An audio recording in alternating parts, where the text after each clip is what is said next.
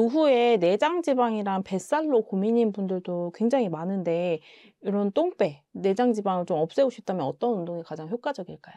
일반적으로 많이 걷는데 내장 지방이 잘 안 빠지는 분들이 많아요. 이유는 우리가 근육이 자동차로 하면 그 cc를 결정하는 사이즈거든요.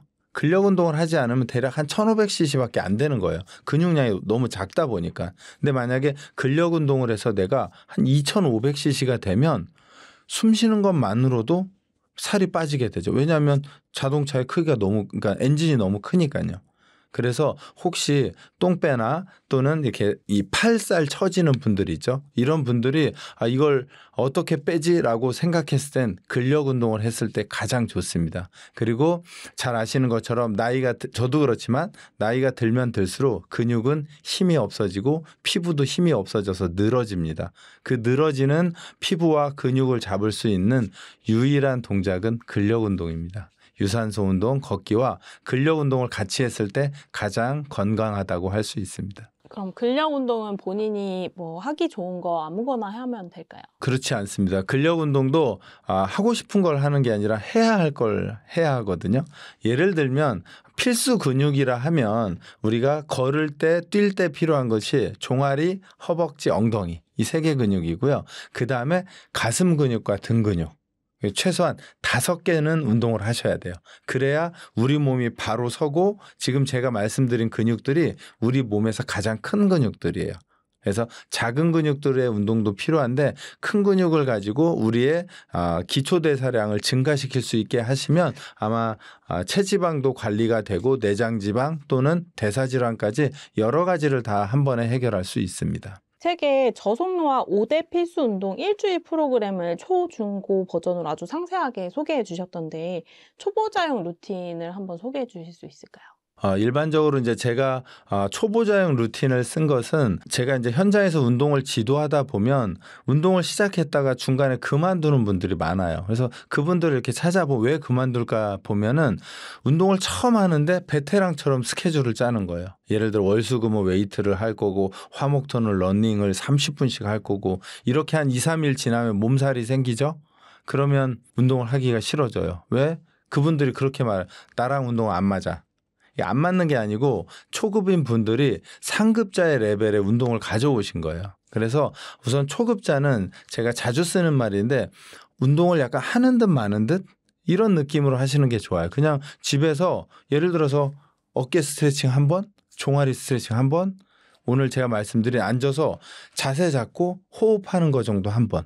이렇게 해서 생활 속에서 내가 조금 더 몸을 쓰기 시작하면 그때부터 운동을 조금씩 할 수 있거든요. 오늘 소개시켜드린 것 중에 예를 들어서 균형 잡는 운동 뭐 이런 동작 한두 개만이라도 매일 하다 보면 여기에 운동이 추가되기 시작하거든요. 그래서 어려운 운동 선택하지 마시고요. 만만하고 쉬운 것 이게 운동이 될까? 요 정도의 운동을 시작하시면 아마 천천히 아마 몸이 좀 더 건강해지면서 고강도의 운동으로 넘어갈 수 있을 거라고 생각합니다. 만약에 운동을 처음 시작한다면 아주 간단하게 평형성 균형 잡는 양발을 모으고 균형 잡는 운동을 매일 해주시고요. 아마 매일 하고 하루에 몇 번 해주셔도 좋습니다.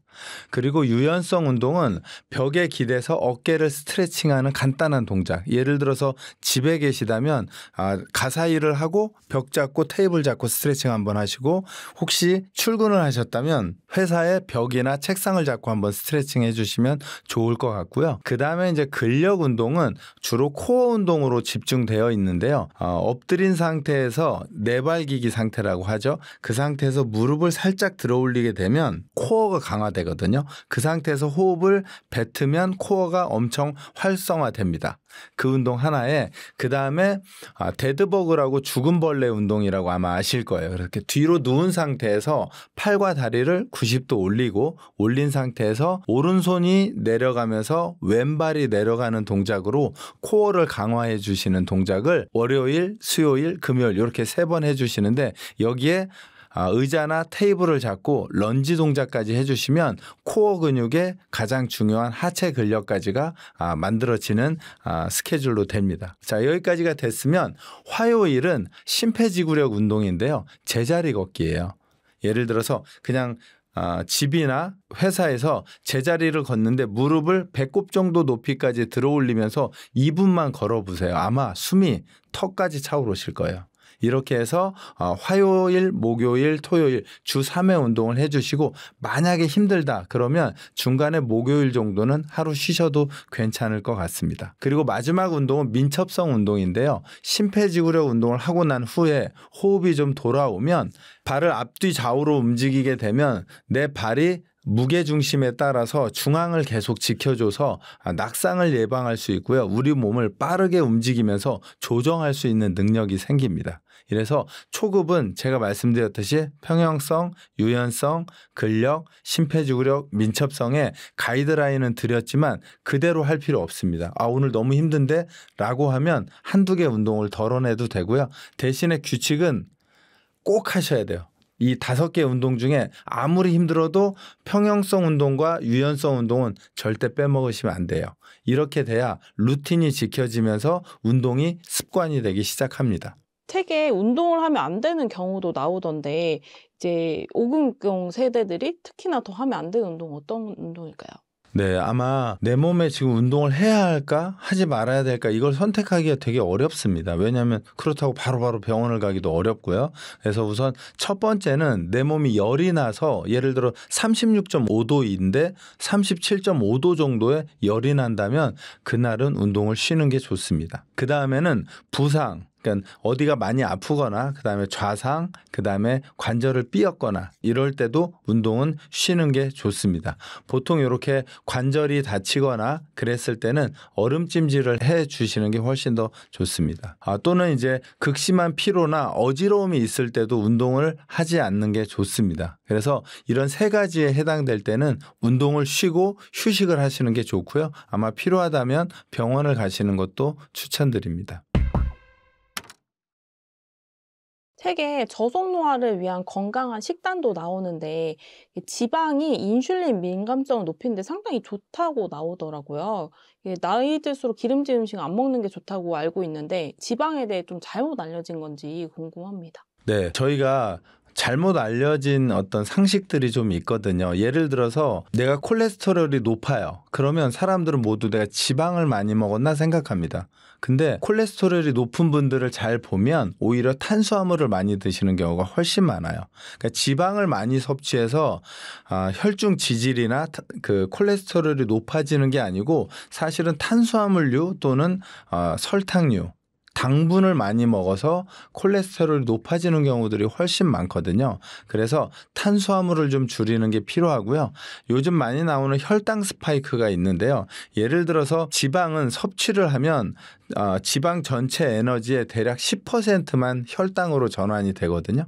그렇기 때문에 이 지방은 혈당을 올리는데 별로 자극을 주지 않습니다. 그리고 두 번째는 단백질인데요. 단백질도 제가 먹었을 때 그 전체 용량의 40~50%만 혈당으로 전환이 됩니다.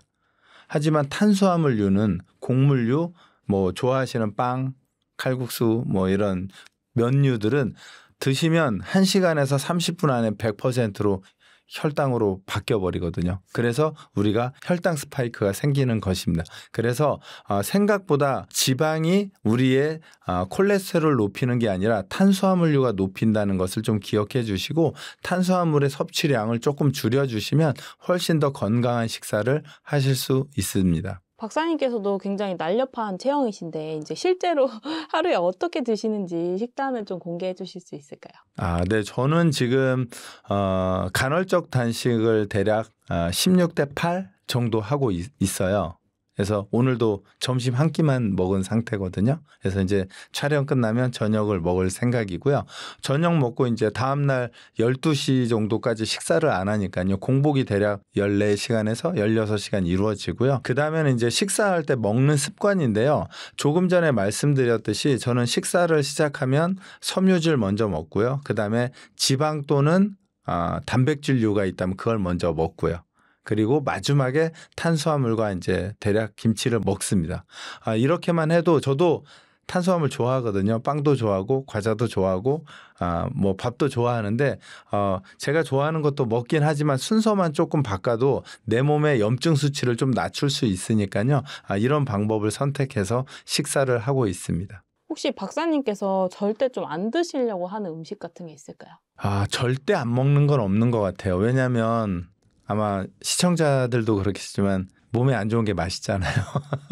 그래서 저는 개인적으로는 그냥 조금 몸에 조금 안 좋더라도 몸에 나쁜 거 조금 먹어야 기분도 좋아지고 좋다고 생각합니다. 그래서 저는 절대 안 먹는 건 없고 다 먹습니다. 다 먹는데 빈도를 조금 줄이려고 노력해요. 예를 들어서 뭐 콜라 같은 그런 탄산 음료들은 피자를 먹을 때만 먹고 그렇지 않을 때 먹지 않는다든지 이렇게 해서 빈도와 양을 좀 줄이고 있습니다. 그렇게 하면 그래도 조금 괜찮지 않을까 싶습니다. 운동을 할 때 특히 수면이 정말 중요하다고 하셨는데 그 이유가 무엇인가요? 제가 이제 중년분들 특강을 하다 보면 여성분들이 특히 잠을 잘 못 주무시거든요. 근데 이제 아무래도 나이가 들면 수면의 질이 계속해서 떨어지는데요. 그 수면의 질은 삶의 질하고도 연결되거든요. 왜냐하면 밤새 잠을 못 자면 스트레스를 엄청 받으니까요. 이 수면은 이 정신적으로도 아주 중요하고요. 그리고 두 번째로는 육체적으로 만약에 오늘 제가 근력 운동을 했다. 라고 하면 수면을 하는 동안 이 근육이 성장을 시작하거든요. 근데 수면을 못하면 예를 들어서 제가 근력 운동을 10 정도 했는데 수면을 잘 못하면 내 몸에 받아들이는 건 3밖에 안 되는 거죠. 그렇기 때문에 수면은 중요하고요. 그다음에 만약에 공부를 한다. 그것도 제가 낮에 한 10개의 단어를 봤을 때 잠을 잘 자면 10개가 다 기억 속으로 들어가지만 잠을 못 자면 2, 3개밖에 안 들어가거든요. 그리고 스트레스에 대한 어떤 문제들도 자면서 다 해결하는데 그 시간이 짧다 보면 스트레스가 계속 쌓이게 됩니다. 그래서 사실 제가 뭐 제목은 저속노화 운동이라고 했지만 사실은 가장 중요한 첫 번째는 수면이에요. 근데 그 수면을 잘하기 위한 또 하나의 방법은 오늘 제가 계속 강조하는데 근력입니다. 근육량이 작은 분들이 잠을 못 자요. 왜냐하면 잠을 자서 충전할 이 충전기가 작기 때문에 그렇거든요. 그래서 혹시 잠을 잘 못 주무신다면 근력 운동을 추천드리고요. 저도 주말에 소파에서 TV를 보다가 깊게 잠드는 적이 있거든요. 그렇게 잠이 들면 저 바로 운동화 신고 바깥으로 뛰어나갑니다. 이유는 오늘 밤 잠을 못 잘 게 확실하니까요. 그러면 빨리 가서 에너지를 소비해 버리면 잠을 잘 잘 수 있거든요. 그래서 혹시 잠을 못 주무신다면 근력 운동을 꼭 생각하시면 좋을 것 같습니다. 박사님께서도 50대의 나이지만 전혀 그렇게 안 보이거든요. 그래서 10살 정도 더 어려 보이시는데 이렇게 나이에 비해 훨씬 젊게 사는 비밀을 이제 이 책을 좀 내용을 종합해서 말씀해 주시면 좋을 것 같습니다. 보통 이제 나이보다 젊게 사는 사람들의 특징을 보면 아마 잘 아실 거예요. 우선 첫 번째로는 루틴한 생활 습관을 가지고 있어요. 조금 전에 말씀드린 잠을 자는 시간과 일어나는 시간이 일정하고요. 그리고 두 번째는 식사하는 습관도 굉장히 좋아요. 왜냐하면 조금 전에 말씀드린 뭐 안 좋은 걸 다 안 먹지는 않지만 가능하면 안 좋은 것들을 조금 멀리 하려고 하고요. 그다음에 세 번째는 꾸준하게 운동을 합니다. 아마 최소한 5년, 10년 이상씩 꾸준하게 운동을 하면서 자기 관리를 하고 있는 거죠. 물론 이런 수면, 그다음 식사, 운동 이러한 습관들이 어렵긴 하지만 이것을 이루었을 때 우리가 좀 더 건강하고 젊고 활기찬 노년을 준비하는 데 있어서 굉장히 중요합니다. 그래서 제가 꼭 말씀드리고 싶은 건 보통 이제 중장년에 지금 혹시 이 TV를 보고 계신 분들이 이제 노후를 위해서 재물을 좀 모으려고 노력하고 계시잖아요. 근데 그 재물을 쓰려면 체력이 필요합니다. 체력이 없이는 여행도 갈 수 없고요. 골프도 칠 수 없고요. 맛있는 걸 먹으러 가기도 어렵습니다. 그래서 재물을 모으는 그런 어떤 에너지와 체력을 같이 준비하셔야 건강한 노후를 준비할 수 있을 거라고 생각합니다. 저속노화 운동을 실천할 수 있게 수면, 식사, 그리고 운동 이 세 가지를 꾸준히 하시다 보면 아마 처음 시작할 때는 정말 가볍게 시작하지만 시간이 지나면서 아마 옆에 친구와 나이 차이를 엄청 크게 벌릴 수 있을 겁니다. 그래서 저도 노안이라고 하거든요. 근데 한 40대 넘어가면서 이제 제 나이를 좀 찾고 있는 것 같습니다. 그래서 저는 조금 더 나이 들었을 때 지금보다 뭐 얼굴에 주름 이런 거 말고요. 조금 더 건강한 상태를 계속 유지했으면 좋겠고요. 이렇게 해서 하루하루 에너지를 좀 가지고 생활하다 보면 건강한 노후를 맞이할 수 있을 거라고 생각하고 시청자 여러분도 그렇게 하셨으면 좋겠습니다. 그러면 오늘 배우신 것을 운동으로 생활 속에서 한번 진행해 보시면 좋을 것 같습니다. 혹시 오늘 제가 저속노화 운동에 관련돼서 말씀을 좀 드렸는데요. 혹시 자세한 내용이나 운동들이 궁금하시면 한번 책을 보고 따라해 보시면 건강한 미래를 준비할 수 있을 거라고 생각합니다. 고생하셨습니다.